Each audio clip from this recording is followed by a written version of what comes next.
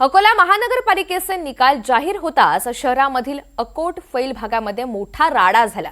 प्रभाग क्रमांक 2 मधील भाजपचे विजयी उमेदवार नगरसेवक शरद तुरकर यांच्यावर जीवघेणा हल्ला करण्यात आलेला असून ते सध्या गंभीररीत्या जखमी झाले।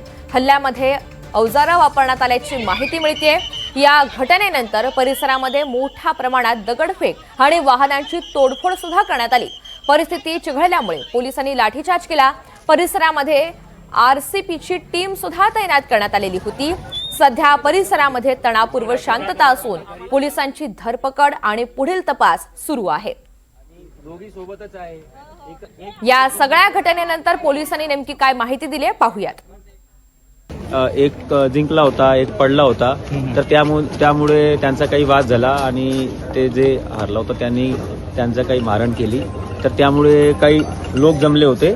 त्याचा आता इथे ते दोन एकच पक्षाचे आहे, एक दोन ते मित्रच आहे आणि एक जिंकला एक हारला, त्यामुळे त्यांचा काही वाद झाला।